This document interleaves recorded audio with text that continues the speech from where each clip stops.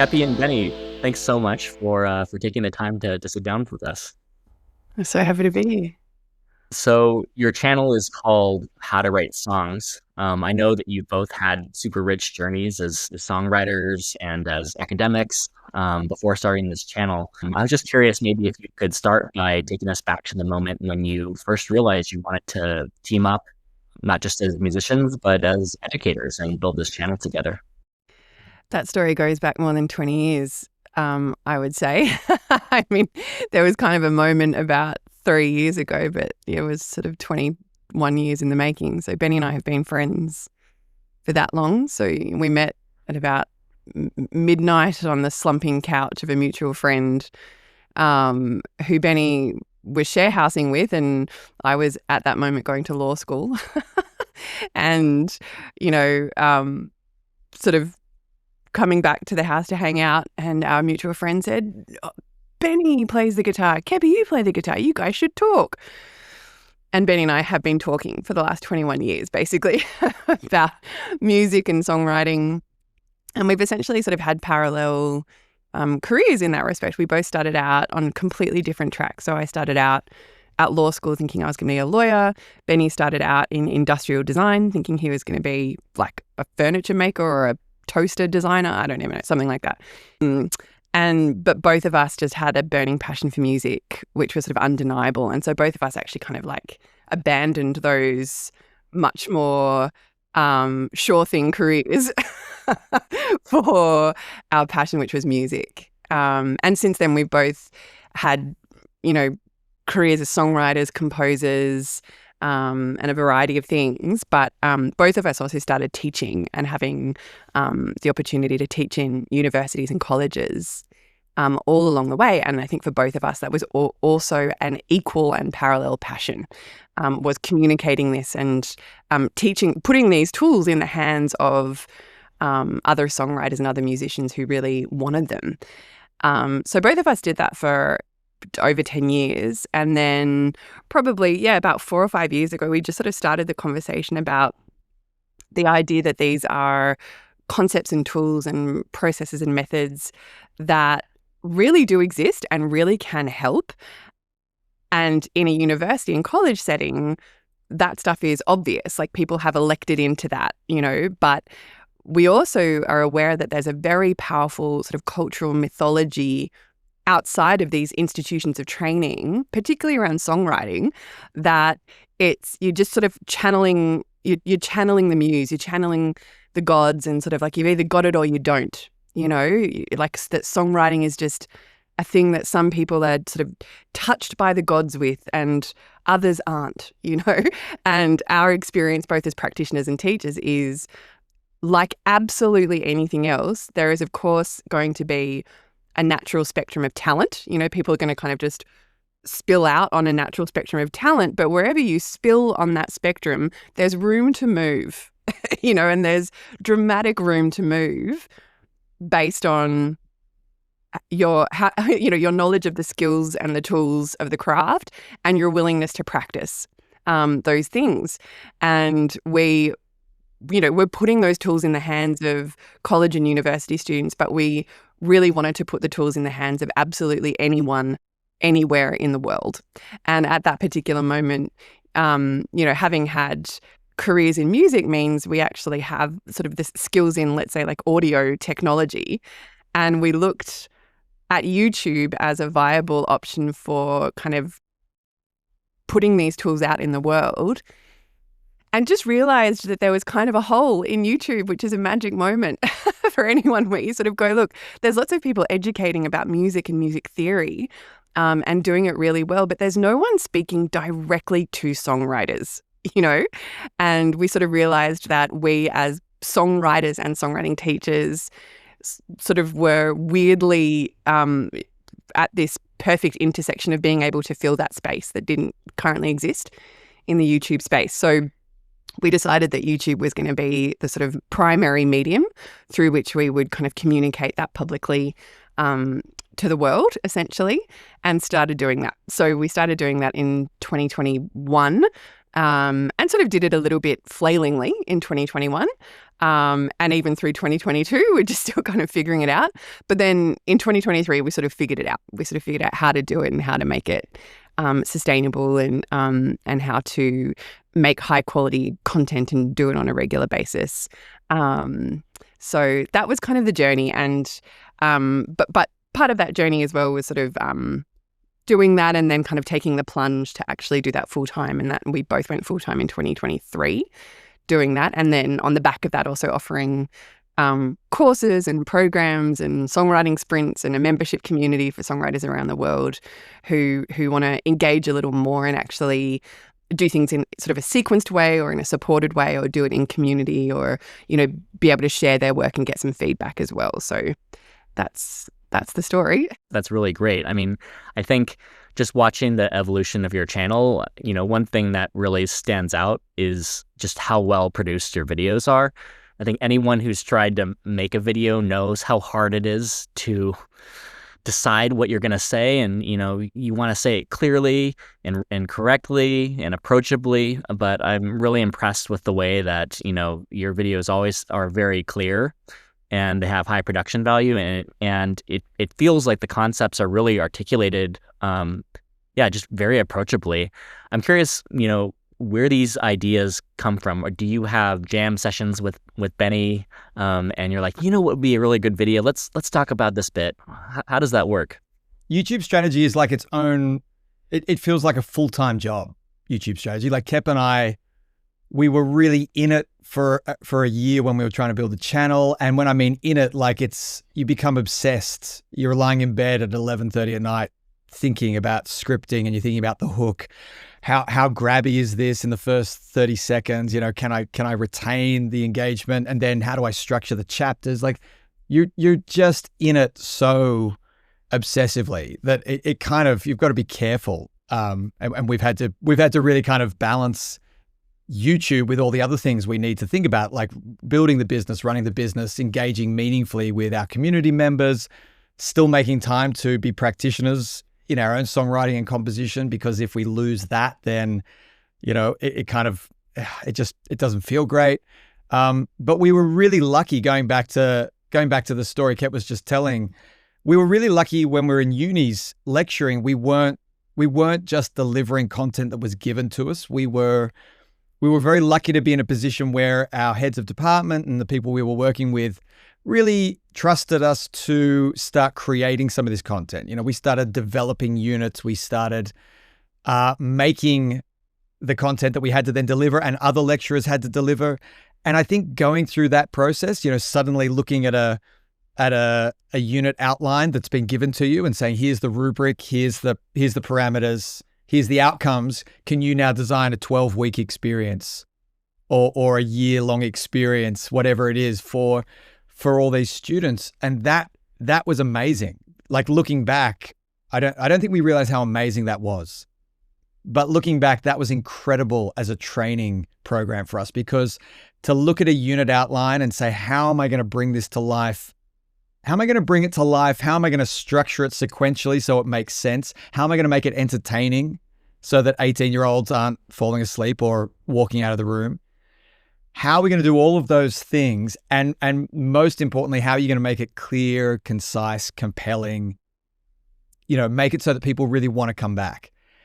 I can't think of a better way to train for YouTube. The only difference with YouTube is that we really took all of those concepts. Coming back to your question, our strategy is really just working through the endless well of information that we have, that we developed, like the endless amounts of IP and concepts that we developed over those university days, and working out how to chunk it or how to structure it appropriately for YouTube. Because instead of doing a 3-hour lecture, you're suddenly thinking, what makes a great 15-minute video? So in a way, our YouTube strategy is looking at what works on YouTube, acknowledging that it is a different platform, a different format, but really drawing on all the things we know how to talk about really well, and just continually revisiting those concepts and thinking about how to bring them to life in the YouTube format. I find the university background really interesting. Can you tell me more about how you got involved in that and what the class was about? How many students was it?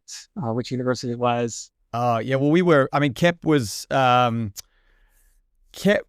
Australia, Keppie was doing at a college called JMC Academy. Kep, you were running the songwriting courses there, and actually Kep actually helped develop some of the songwriting courses. And at JMC Academy, it's one of the contemporary music colleges where, there's a few others. There's the Australian Institute of Music.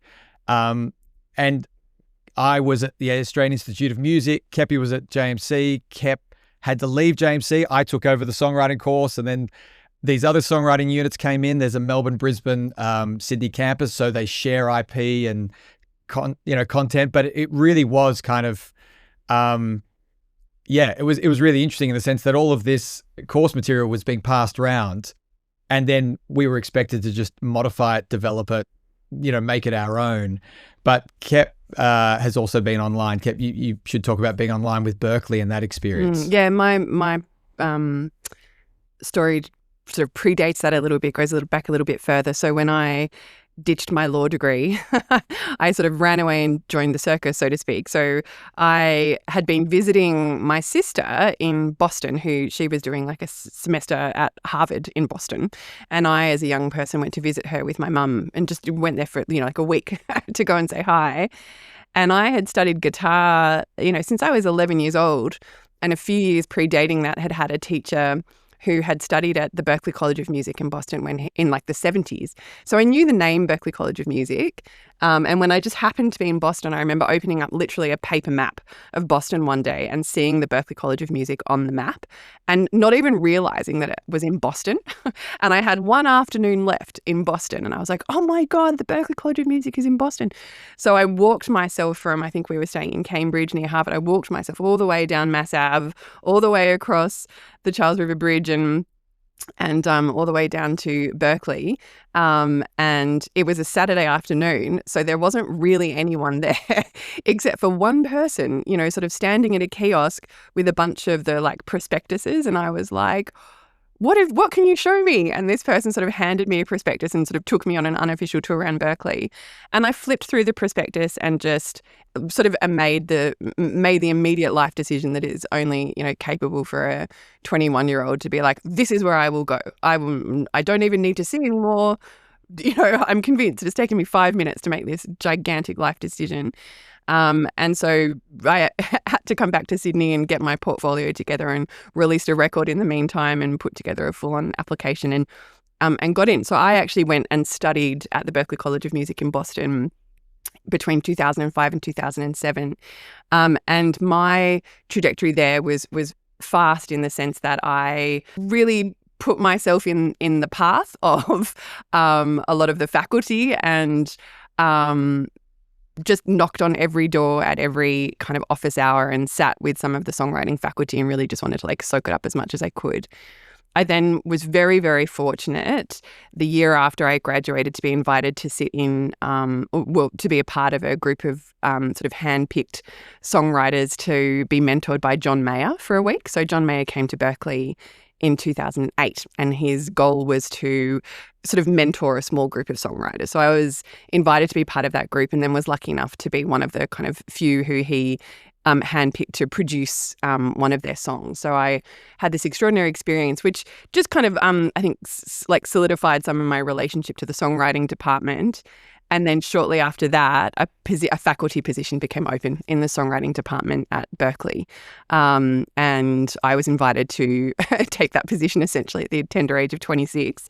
So for me, it was one of those funny things where, I'd had such an extraordinary experience learning the tools of the craft from my teachers. And then when I became faculty, I went to all my teachers and were like, can you give me your lecture notes? And had this funny experience where they would be like, we don't really have lecture notes. Like, and they would hand me a single A4 page with 5 bullet points and each bullet point had one word. It was like, talk about lyrics, talk about melody, talk about chords. So, they were just drawing on their decades of experience. They didn't really have lecture notes. So again, it's one of those things in retrospect that is so formative because what I had to do was actually figure it out for myself. I was like, how do I figure out how I'm going to teach this, take their information, get my own examples, draw from my own experience, so rather than being able to just read what they wrote. I really had to kind of compile all my own notes, all my own experience, and put it together. So I started lecturing, when I was 26 at the Berklee College of Music, basically, and have been teaching ever since. So shortly after that, then kind of moved to LA to work in the music, to sort of do songwriting there, and then came back to Sydney eventually. And I came back to Sydney right at the time when these colleges, like the Australian Institute of Music and the JMC Academy, they're in the world of contemporary music, and they had just kind of figured out that people wanted, that a lot of their students were songwriters and were desperately trying to piece together all these different elements. They were like, okay, I'm learning music theory here, I'm learning audio production there, but there was no songwriting course, even though that's what all of them were doing. And then I sort of arrived on the scene and was like, I can teach songwriting. And so they all said, come and teach songwriting. So I was lucky enough to sort of come in the door prepared. And so started teaching songwriting and created some of the first lyric writing classes in Australia. And then sort of from that popped around to all the different colleges in Australia. So taught at JMC, the Australian Institute of Music, the Australian College of the Arts in Melbourne, the Sydney Conservatorium, Open Academy. And then the whole time was teaching for Berklee online as well. So Berklee has a big online school, and was teaching multiple courses for them as well online that whole time. So, in these different environments, live, online, all these different kinds of courses, kind of piecing together all this information. So again, coming back to what Benny was saying, the idea of like, where do you come up with these ideas? It's just like, well, it's just 15 years of talking and figuring out how to explain it and refining the concepts over that amount of time is like really finding the best way to explain this concept, in this most simple way. And I think, like all that concept of, the best design is 99% invisible. It seems so simple when you sort of come out with it. But a lot of these concepts are like, okay, because we spent 15 years trimming the fat, you know what I mean? Saying like, what is the most like simple and transformative way that is going to have someone just get this one concept in 10 minutes, So that's kind of my story there. I'd love to get back to the John Mayer story in a second, but first, I wanted to ask, Benny, you had mentioned that sometimes when you're preparing for these videos, sometimes that can give you some clarity because you do have to go through, how are we going to say this? And, in what order, why is this impactful? And I'm just curious, as a songwriter, have you found that your own preparation for this channel and for your teaching has taught you anything about songwriting? Does that influence your own songwriting, this experience? I would say that, Kep and I could essentially, if you asked us to talk about, how do we feel about melody writing? Melody writing is one of my favorite topics to talk about.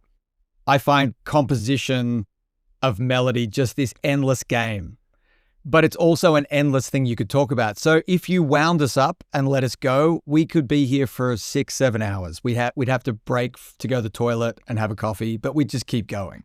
So that's great in terms of having all this material to draw from. The discipline of YouTube and the discipline of any kind of educational, act is to distill it.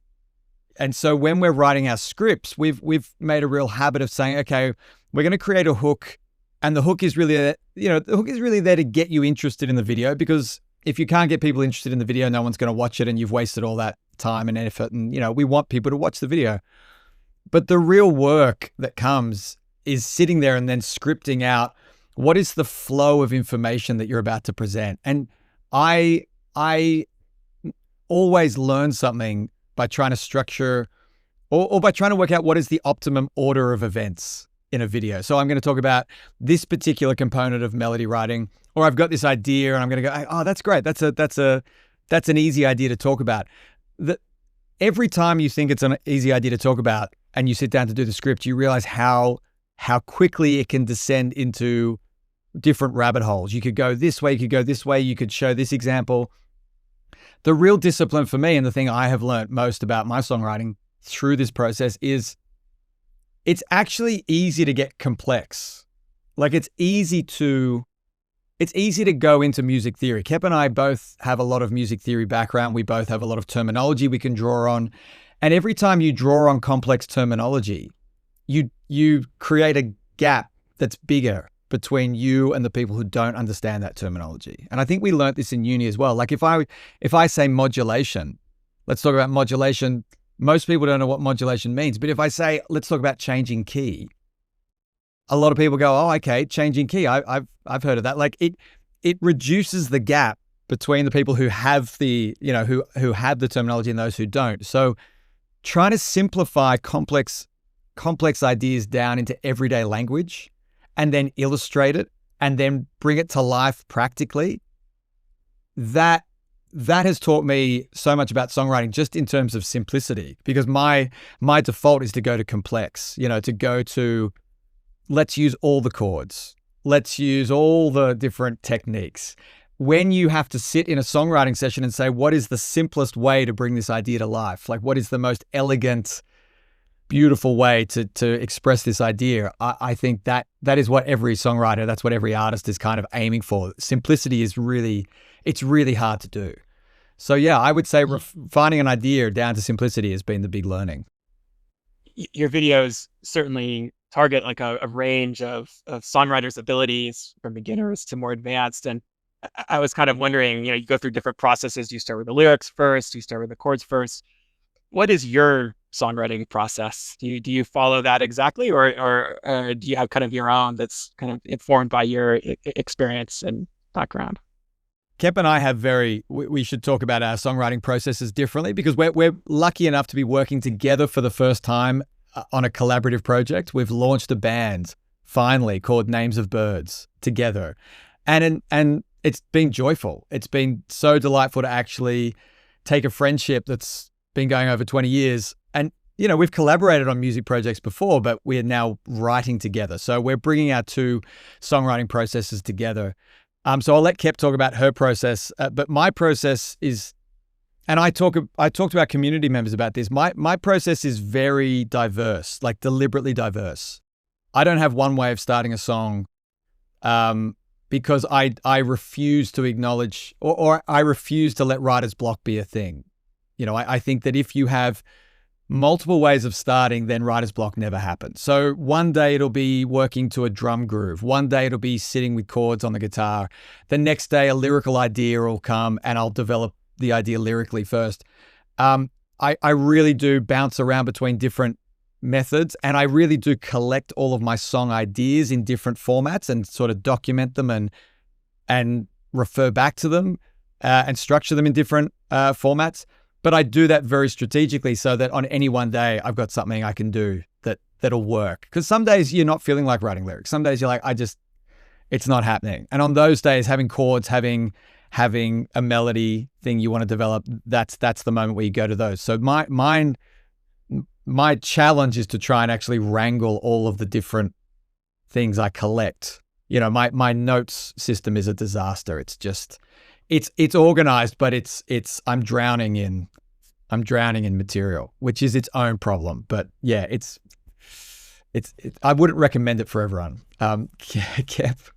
Yeah, I would say, the classic thing that new songwriters or people who are not songwriters but are interested in what songwriters do, the classic question is like, do you start with the lyrics or the music? And the genuine answer to that question is always yes. It's sort of the wrong question to ask. I think a genuine process is not actually about like the specifics of where you start. The process is something else entirely. It's kind of like what you do with wherever it is that you've started. I think that is, where you actually get an insight into people's processes. So my process, again, similar to Benny, like a song can really start sort of anywhere. I would say I'm very lyrically driven, like I'm a songwriter who loves lyrics, loves words, loves language, loves imagery, loves story, because that's what I love, you know what I mean? So I sort of, am doing the things that have moved me. So I would say generally, probably what's different about my process than someone else's is that lyrics are a higher priority, like a higher order priority. And I would find it more difficult to sort of move down the process pathway before I've got a lyrical concept going, and a bit of a tone and an image and a sort of, a kind of clear idea of what I'm going for. But that doesn't mean that I need that clear idea to start a song. You know, sometimes I will still just sit down and play through a chord progression or learn a chord progression, steal a chord progression from another song, change it in some way, change the key, change the tempo, change the time signature, grab an, you know. So there's the how a song starts is a grab bag. You know, it's just like bit of this, bit of that, and you know, one of the things we teach inside, you know, a variety of our different courses is really this idea of idea generation, and which really comes from collecting different kinds of ideas. So if you look inside my, you know, notes for ideas, you know, I've got a note that's just titles, like song titles. I've got a note that's just lines, like just lines of lyric. I've got a note that's chords, chord progressions, songs. You know, if I listen to a song and I go, oh, I loved that chord progression, I'll just stick it in that note. Or it might be some like concept, you know, or it might be some song form thing. I've listened to a song and I've gone, oh my God, they started with the second half of the pre-chorus as the intro, and then you only hear the first half of the chorus, and then they skip the, you know, it's sort of like just noticing things from other songs and being like, I'm going to try that. So it's, you know, collecting this grab bag. So a song can start in any of those ways. But for me, the very next step down that process is like generally trying as quickly as I can, which is sometimes slow. Sometimes it's fast, sometimes it's slow. But as soon as I can, I'm looking for that kind of lyrical concept or that lyrical angle. You know, it's sort of like not just what am I writing about, but how am I writing about it in this song? What's the tone? What's the perspective? What's the image set? Is this narrative or is it non-narrative? Like I just sort of want a bit of clarity. And sometimes that clarity only comes through actually writing, you know what I mean? Like I might do some free writing or some sense writing, or I might actually write like 2 or 3 verses and then get clarity and then go, okay, now I get it. And I can go back and I can delete that verse because I realize that was, you know, different in nature to what has actually emerged as the key thing. So I sort of seek that clarity. And then there are, you know, once you've got the idea, then it's about like developing the idea. And developing an idea is where I think the skill and the craft comes into songwriting, you know. So then that's a moment at which I will, you know, engage different tools and techniques of developing an idea. So, and that might be continue to be expansive lyrically. And, you know, I've got a set of different kind of lyric writing go-to exercises that help me fill pages and pages of raw material for lyrics. And then there are other kind of decisions that are helpful to kind of shape a song and move it forward, you know, so kind of deciding on song form, understanding that that will still be malleable, but deciding on it in the first instance kind of helps progress a song and move it towards the end state. And then also, you know, tools like song mapping, which is just kind of like at a certain critical moment in a song, once you kind of know what the song is and what it's about. Song mapping is just a tool for kind of having a bit of a plan for how the song's going to start, develop, and then finish. So, you know, and there are different song maps, and I'll just try out different ideas and then kind of progress along that idea. But one of the things in that process, which I think just comes from experience, which again is not it's not inaccessible to anyone. It's just about doing it again and again, is that the reality of the songwriting process, and I think Benny would agree with this, and I'm sure you guys do too, is like at a certain point, the song itself becomes a co-writer in the song, and you actually have to listen to what the song is telling you.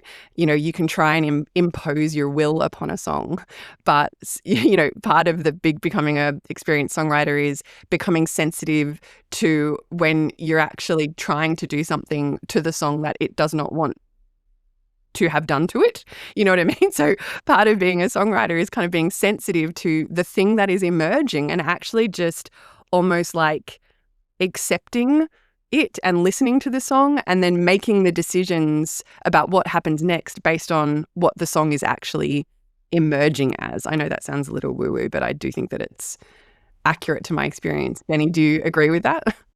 I love that. And I think, you know, going back to that earlier question, what have we learned about our song craft or our songwriting? I think you just learn as you do more of it to be with the song in the moment and not be so belligerent about, just like Kep said, imposing your will. The other thing I think that's really important to talk about is just, you know, we have learned a lot over the last few years working with so many different songwriters who come to our community or engage with us through different programs who all have their own process. And I think the delightful thing about songwriting is for every individual, there is a different process. And learning about those processes, hearing people articulate their process is really fascinating, like the nuances and the subtleties of it. I think what we've discovered though is, and the thing that keeps me so fascinated by songwriting, is that songwriting is a really unique art form.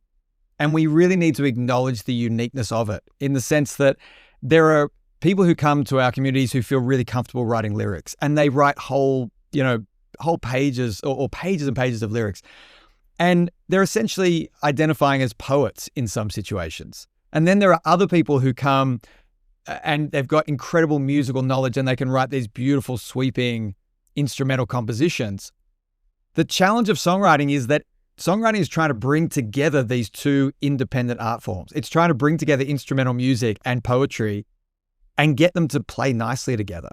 And that is all of the work in songwriting, to take these two beautiful independent art forms and kind of smush them together and get them to collaborate. And you're in the middle trying to get them to give ground sometimes and compromise. You've got a lyric you love, but there's too many syllables and the melody's like, well, I'm not changing the melody. And the lyric's like, well, I'm not changing the lyrics. And you've got this standoff, So I know that sounds ridiculous, giving them personalities, but that's what it feels like as a songwriter in the middle, where you've got a melody and a set of lyrics kind of butting up against each other and you're trying to be the peacekeeper. So for me, I think anyone who's trying to get serious about songwriting has to acknowledge this fundamental truth that your job is to bring together lyrics and music in a very meaningful and collaborative way so that hopefully when it goes well, they enhance each other. It's not a compromise where they both get weaker. But that work of getting them to work together really is all the work in the middle of the songwriting process. Like getting an idea, being inspired, starting an idea, that's great. If you write too many lyrics without bringing music into the equation, you shut the door on the music. You don't leave any space for the music. If you write a complete musical composition and then lyrics have to come in later on, again, you've shut the door. It's like someone's, arrived to the party 4 hours late and just, it's not a great feeling. So we're learning, Kepp and I are learning in our process that, the idea can't become too developed in either direction. It can't be too developed when we're working together musically or lyrically, because it shuts the door on the other half of the equation. And that has been I'd say it's been a pretty big revelation for me in my process over the last, few years. But I will say that, like acknowledging that everyone's process is different. There are definitely songwriters out there who will absolutely write an entire track with the entire melody and then bring in someone to write the lyrics, or so there's very different processes in different circles and different genres and that kind of stuff. But certainly for Benny and I, we want our music and lyrics to start dancing together at the party pretty quickly. We don't want them arriving hours separately. We want them arriving kind of within half an hour to 45 minutes of each other. You know what I mean? So they can kind of start the dance. Yeah. Yeah, I love that. Benny, I really like the way that you talk about these merging of art forms. I think that, one of the John Mayer for me is someone who I think really has nailed that craft. I think when you listen to some of his songs, it's kind of like all of the parts really make sense together. I remember there's this song he has on Continuum called Stop This Train, where the pulse of the song sounds like a train. And, it's like the lyrics and the melody and the chord progressions just all feel like they were composed together almost. And that's when it really clicked, to me at least, how, the interplay of all of these things. And, I just wanted to ask, I know that, you run these clinics and these sprints, and probably some people who follow you maybe are, as you mentioned, stronger in one element than others. I'm curious, are there any creators that have kind of put this together and had any surprising or memorable experiences or breakthroughs kind of connecting these things as a result of this training? Yeah, I would say a kind of notable one, give you maybe two examples from different kind of ends of the spectrum. So on one end of the spectrum, I would say, as you said on the YouTube channel, that we kind of speak to beginners and we also speak to more advanced songwriters, and we also like attract that spectrum of people into our different programs and offerings. So we encounter kind of beginners, and we also encounter some people who are actually quite like far along the path of being professional songwriters. So an interesting one recently is a songwriter who, you know, has was a co-writer on one of like Ariana Grande's like Billboard #1 songs. She's signed to Warner Chappell in LA. She's constantly in like songwriting rooms in LA. Like she's just had like K-pop placements, and she's really, really in it. But what's so fascinating is, you know, the way she got into it is because she's a really, really talented violin player and a really talented singer. So she was actually invited into some of these kind of sessions as an instrumentalist, but standing in the room, because she's a wonderful, like really, really good singer and has such an incredible sense of melody, she was in the room and kind of making some melody suggestions that suddenly like Ariana Grande was like, that's a great suggestion. And so suddenly she's a co-writer and brought into all these spaces. And she's a wonderful lyricist in the sense that she has a lot to say and is really open and kind of free-flowing. But she came to us because she sort of said, you know, I'm in these rooms, but I struggle to know how to take it. She's like, I can write hooks. I can really write hooks. I can write a whole chorus, but I really struggle with how to flesh those out into like verses, you know, or I can write one verse, but I really struggle to know how to build that out. And both in those kind of co-writing rooms, but also for herself, you know, as a, you know, finding her own voice and really wanting to express her own artistry, not just as a kind of commercial songwriter for other people, but really for herself. So she did our 6-week accelerator program. And so much of part of that, like there are very specific tools, you know, that you can kind of implement to help you. So like one of those tools is song mapping. And I gave a kind of very brief outline of song mapping there. It's very simple as a concept. It's really kind of plotting out, you know, where a song starts, how it develops, and how it finishes. The more sort of complex or songwriterly aspect of that is, okay, it's not just that, but it's also then useful as a tool because it's beginning, middle, and end, but it's also, okay, but how do those things all target and relate back to the hook in a way that grows the meaning of the hook? It doesn't kill the hook through repetition, right? So that's why song mapping is a wonderful tool. Now, if you dive deeper into song mapping, there are kind of a set of what we could even think of as like universal song maps that will work in any situation or environment, right? So we kind of showed her these universal song maps that like, okay, you can bring these 3 song maps into any co-writing situation and one of them is going to work. Right. And the work of the moment is, again, like listening to the idea and listening to the song and saying, okay, which of these song maps is appropriate to this idea? I just want to add that I think Kepp's example there, that particular person, it's such a great example of really the challenge that a lot of people face, regardless of their level, which is we write instinctively. We write with passion and we have something we want to say. That's so often how a lot of songs start, as they should, you know. Connecting to a moment, connecting to a feeling, taking an idea that you're excited about, that's the ideal way to begin an idea because you're energized by it, you're excited by it. We so often get into trouble halfway through the process, you know, where we get stuck. We're like, okay, cool, I was excited and now it's not working. Those are the moments where your craft comes to save you. Like those are the moments where having the tools, you know, in the tool belt that you can dig into and saying, right, I'm stuck. I don't know why I'm stuck, but I have appropriate diagnostic tools to actually identify where the blockage is or what the problem is. And then I've got other tools to get me out of the problem. That's really where Kepp and I spend a lot of time and take a lot of joy in spending a lot of time with some of these artists who are incredible artists, but just aren't sure what to do when they get stuck in certain situations. And that's a very empowering thing to be able to transfer that information, to see some writers who have beautiful ideas and beautiful songs, to then give them these tools to help them get unstuck and to see that frustration leave them, or to see that, you know, that frustration no longer be the thing that derails the whole project or the whole songwriting process. So that's a lot of what we do and a lot of what we really enjoy doing.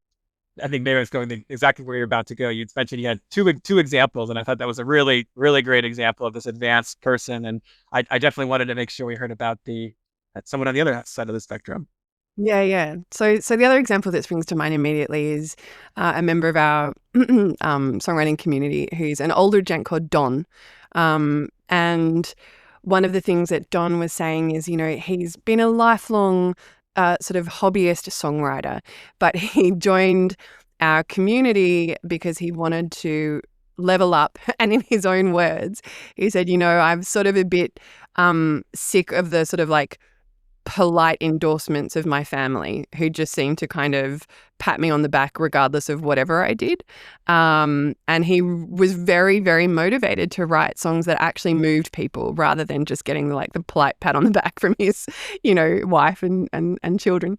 And one of the things that particularly motivated him was he was coming up to his college's 50-year anniversary, and he was really motivated to write a song for this, and particularly because, as a 50-year college anniversary, they're in an age bracket where there are a number of their college class people who have passed away, and he really wanted to write a song that kind of acknowledged that and sort of acknowledged both the relationships, but was also something that was a kind of tribute, I guess, to their friends and classmates who were no longer with them. So, he was very motivated by this particular thing and just generally motivated to really want to write something that moved people. And so he came to us and he's, taken, sat in on all of our workshops that we offer inside our songwriting community, but we also do weekly song feedback sessions. So he would bring these songs and we would give him specific feedback. And to be honest, I can't remember the specific feedback to any of them. But from Don's report, he ended up writing this song for his college's 50th anniversary that he said not only did they play and that the room was full of grown men, in their 70s, crying, but the song was then passed around to other colleges who have asked if they could play his song at their college reunion because it's so beautiful and so moving. So he was just reporting back that these tools that can seem so crafty, whatever, but the whole point of the craft is how do you take something and actually communicate emotion to someone else rather than just kind of as a catharsis for you, which is a totally great and valid part of the songwriting process. But how do you go to the next level, which is not just about catharsis, but about communication, and not even just communication, I would say communion. It's how do you turn the song not just into something that sits over here in your heart, but something that you kind of send off into the world that actually other people can grab onto as readily as you can. So in the end, it is all about emotion, but it's emotion through communion and communication. And so that was really, really powerful to hear that, the application of these ideas and these skills and these tools and implementing the feedback has really resulted in, a shift in his process, and this story particularly is so moving about this song that he played for his 50-year anniversary, and that he posted on SoundCloud and has hundreds and hundreds of listens, right? Which might sound but hundreds of listens, that doesn't sound great, but for someone who previously it was really his family and friends, a group of 7 or 8 people being that's nice, Dad, to then suddenly have hundreds and hundreds of people listening, and then this song being passed around to these different colleges. I mean, that's where it's at. That's a very powerful story. Yeah. Being able to share that with your community and building this community and, sharing the love of creation. And then what starts off as just kind of maybe not just transferring knowledge, but sharing your knowledge can turn into something so special. But yeah, maybe that's a good segue, to your own music. Clearly you are devoting your lives to spreading the gospel of proper songwriting techniques, but does that give you enough space for your own creative pursuits in your own music? It doesn't leave time for the music unless we make it leave time for the music. It's, you guys know, running a business, building a community, our community is global. We do sessions all around the clock. A lot of our sessions are very early in the morning or late at night. Keppie and I both have our own families. We've each got 2 small kids. It's if we don't make time for music, if we don't really carve out time and commit to it, it's the thing that gets left because all of these other things feel really urgent. And I think that represents the struggle of anyone trying to engage in their own art continually. Like, we've got a lot of friends who we went to music college with. I mean, I keep running into friends that I have who I studied music with who are now 20 years later, they're like, I'm done with music, or I'm retraining in this, or I'm like, and I don't blame them. I'm not saying that's a terrible thing, but it's like keeping it going and staying in your own craft requires commitment. It requires you prioritizing it week in, week out. And so we made the decision, and I think I suffer from this a little more than Kep, but I suffer from a real imposter syndrome. If I'm talking to people about songcraft, if I'm talking to them about how to get better at songwriting, and I'm not really actively involved in the act of making songs and the act of making music, I don't feel great about that. I need to be really in the trenches with them. I need to get my hands dirty every week with them. So we made a decision once we launched the bands. We made a decision we were going to carve out time each week. We were going to treat it seriously as a project that needed time scheduled in each week. We have a roster of songs we're working on. We've got some in pre-production. We've got some at the end of production about to go into release. We're working on release strategy. We're working on content. We've got video ideas. It's like we're really thinking about all the moving parts, which is so exciting. It's so much fun getting to the end of the week and having some of those activities sprinkled throughout the week. So it's not just talking about songs, it's actually making songs as well. So yeah, I'll let Kep talk in more detail about that. But it is, for me, incredibly exciting to be at this point and really going for it. It is. And I think, one really important thing about the project is that we're also really specific about the music that we wanted to create, and it's really like the music that we love listening to and just sort of defining that. And I mean, when I say love listening to, I mean, obviously like anyone who listens to a huge, broad range of music. But if I'm really honest, like there's a pretty narrow band of stuff that like is the Venn diagram of the things that I like to listen to and that I like to create, but really leaning into that. And so what that is a very like sort of cinematic, modern Americana with obviously a very like Australian like slight tang to it, that is immersive lyrically and with lush harmonies. Like that's the other thing, like part of the songwriting process between Benny and I, which I think is unique from other songwriting we've done, is when we sit down to write the song, there are certain moments in the songwriting process where the melody is the harmony, the two voices. Like it's almost like a counterpoint. Do you know what I mean? That's what makes the melody of that moment, and normally if you sit down and write a song by yourself, you're just like really thinking about your like the melody line and maybe background harmonies like come in to like support that. And that's part of it too. But our co-writing process is like, our guiding lights are like Gillian Welch and David Rawlings. Like when we hear those two sing together, there's just moments where it is the harmony. It's the counterpoint of two melodies that creates the moment. And we really wanted to dive into that. So that's certainly a flavor of the music that we've been writing together. The other interesting thing, part of our songwriting process, which I think is, interesting, has really, really worked for me, I think, and for us, is, we write regularly, we make time every single week, literally like in the calendar is Friday. Like if I opened up my Google Calendar, you would see every single Friday blocked out for music making. That's just Friday, But we also go on little like 3 and 4 day songwriting retreats, just us, and we sort of go away, block out the rest of the world. Our respective partners sort of give us the green light and we go and we kind of lock ourselves away and we just write songs for 3 days. And that's a great process, and I think for me, it's really important to kind of be able to immerse myself completely and not be doing the laundry, and so that's worked really well, and that sort of becomes increasingly generative, like now if we go away for 3 days, we can kind of anticipate sort of writing at least 3 songs, like a new song a day, and we might even like finish off 2 or 3 other songs that have been half written, so it's sort of getting into that ongoing space is a great way to kind of do that big dose of songwriting. And then it's the weekly carve out that then progresses the songs, because, otherwise we'd just be writing new songs. We could write 100 songs and move none of them any further down sort of the pipeline to actually sharing them with the world in a way that we want them to be heard. So the weekly thing is a different kind of the process of carving, revising, refining, production, pre-production process. We use that time to create scratch tracks and then all that kind of stuff. So it's actually like the work of moving a song through the pipeline, essentially.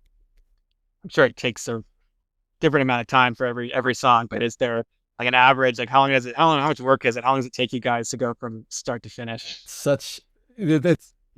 Every song is different. It's true. Like, so Kep and I have realized we have what we call our struggle songs, and I don't know if it's one in every 3 or 4, but they're just a real pain. Oh, mate, I would say it's 3 out of every 4 is Well, I think the ratio is a lot higher of struggle to flow. I think what we're trying to do, because we're writing together, we're bringing together 2 different processes, and even though we know each other really well, we know each other's approach to songwriting about as intimately as you can know another, songwriter, because we spend all of our time working on the business, talking about songwriting, making YouTube videos together. Like we talk about this stuff all the time. So we know how each other feels about the craft, the art and the craft of songwriting. But even then, you get in a room together and there's just different approaches to a melody. There's different approaches to where the chord should go, where the narrative should go. There's infinite possibilities of where a lyrical idea could go. So working through that, just takes time. And sometimes we hit these moments where we're like, there was a great moment when we were down at this little bush retreat where we hit a point in the middle of the song where we're like, I don't know where this is going to go. And Kep was like, I don't know where this is going to go. So we have to retreat to our own rooms and just write for an hour, just make notes and just get clarity for ourselves. And then we come back and share the ideas. And it's like, okay, so we could go with that, or we could go with that. Like it's pulling apart, coming back together, trying this, trying that. It flows, but it flows in this really weird kind of staggery, zigzaggy walk kind of way. That's a weird metaphor, but you're just, yeah. And it's sort of to answer your question, like how long does it take to write a song on average? I mean, again, it just depends on the context in which we're doing it. So when we give ourselves those 3 or 4 days, I mean, I could say maybe it takes a day and a half to write one song from start to finish. But in terms of actual hours, like if you were to take the hours that it took and then spread that out into regular life, I mean, that might take you 6 months. You know what I mean? If you're just working on a song like for an hour here or 2 hours there, but we like give ourselves the moment to just cluster it into a day and a half. But the interesting thing as well is, like, to me, the thing that I think is really important in my own process, and I want to share this with others, is that I think of the way that I've classified these songs is like there's the struggle songs, which might take longer. And then there's the flow songs, which maybe take like an hour to write, right? Like songs just really just like flow out. But to me, this type of song, the struggle and the flow, it's a binary star system. These things orbit around each other, and the flow songs don't exist without the struggle songs. And our experience, particularly in the retreat setting where we're just doing this, is that now we've learned to actually relish the struggle songs, like relish the ones that are like, because what we know is there's the binary star, and like that little flow song, that's going to pop out in 48 hours. Like if we commit to working through this one and like struggling through it, it's great. It's like passing a kidney stone or something. Do you know what I mean? It's like, because then we're going to be able to like flush out the other song. But that little flow song that pops out, it does not exist without the commitment to working through the struggle song. So the idea is saying, well, that song took us an hour to write. Well, no, it didn't take us an hour to write. It only exists because of the 2 days of this other song. And Dave, I say too, the reason we're sort of dancing around this answer of how long it takes to write a song, like even if we get through a struggle song, there's a great song, there's a song that's a great example, which is a song called 28 Names for Longleaf Pines, which we're working on at the moment. And we've been working on it and producing it. It's about to go as a release. And we're really happy with it. But, like we struggled through the lyrics and the form, we struggled through the craft of that song for 2 days. That's the one where we had to separate, come back. So you've got to make sure you're happy with the themes. Are the themes really what we want to talk about? Are the chords and the melodies, memorable, engaging, supporting the lyrics? Is the form compelling all the way through? So there's no point at which you disengage.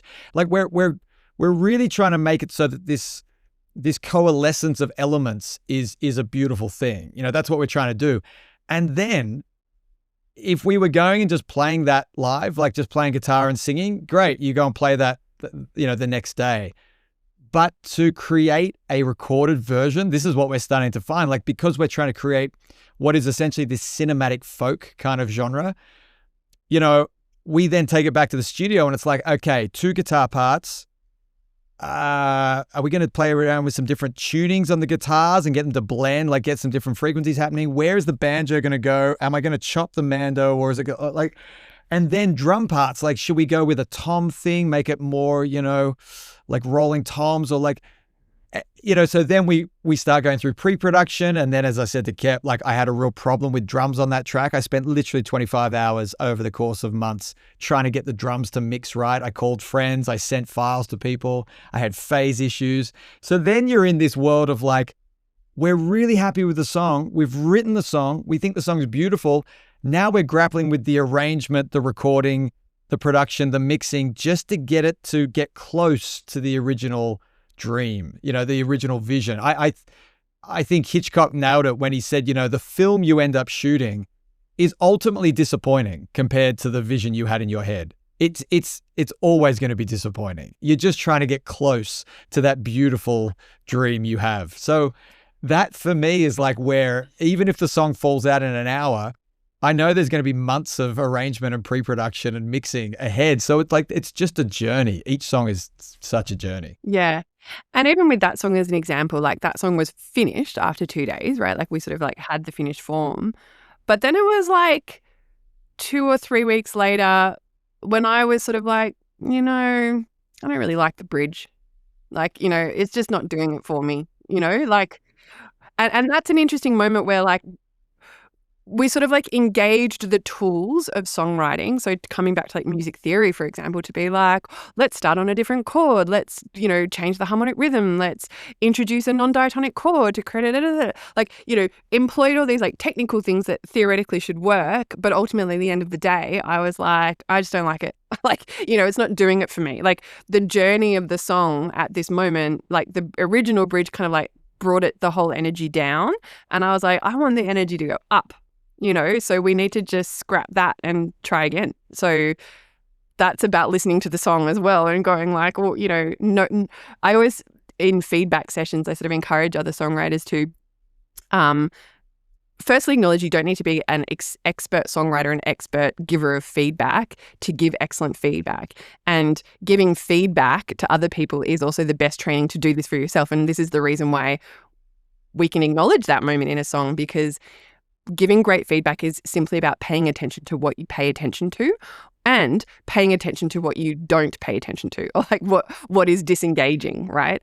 And so just tuning into that and like for me, turning that voice up in your head and saying, okay, like turn the voice up that's going, I just feel a little bit uncomfortable about that, And so for me, it was like 2 weeks of playing this song where that voice was kind of quiet. And then suddenly I was like, let me just turn that dial up a little bit, turn that voice up. And the voice was going, this bridge is wrong. Like this bridge doesn't feel right. This bridge is energetically different than what your body wants this story to this song to do right now. And so going, oh, thank you, little voice on that weird channel. Like, I hear you, I acknowledge you, like message received, and then doing something about it.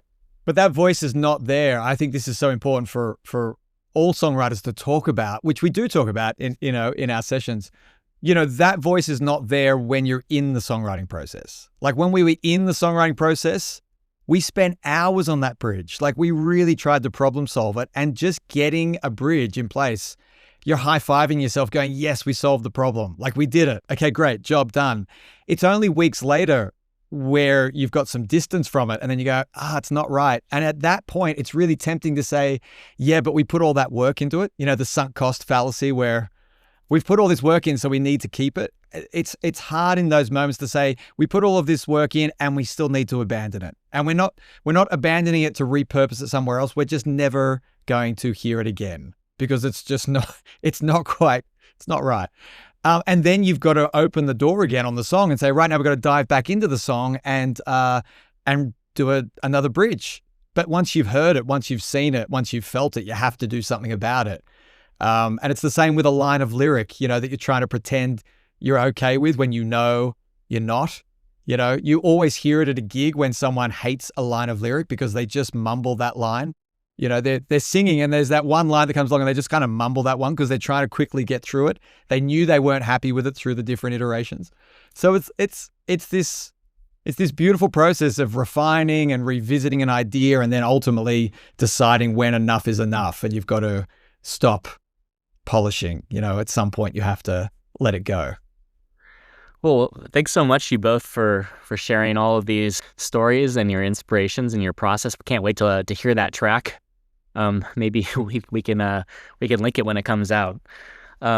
Just to close off, a final question. I was wondering if maybe both of you could just name a songwriter that maybe our audiences may not be aware of, that you find particularly inspiring to check out.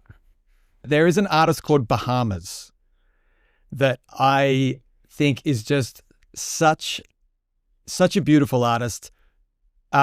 Quirky character. Like, there's interviews with him where I find him so charming and self-deprecating. He's got a dry sense of humor, but his approach to songwriting is this: he makes it feel and sound effortless. He does that thing we're all aspiring to, which is you hear the song and you go, oh yeah, that was written in half an hour, or that just fell out, or like it, because it has that kind of feeling to it. But he's really a beautiful songwriter with beautiful sensibilities, incredible musicianship. And he also changes gears, which is what I love. Like, he changes gears from and hops around different genres, from very almost traditional folk and country and Americana into what is some really jangly, electric kind of productions. He bounces around and seems to not take himself too seriously doing it, like just has a lot of fun doing it. But on a purely sonic level, the musicianship, the songwriting, you can just listen to all his albums and they're all just so much fun and just a delight. So Bahamas is my recommendation for anyone who hasn't gone there. All right, Keppie and Benny, thanks so much for joining us. It was really a pleasure. Thank you so much for having us. It's been so much fun.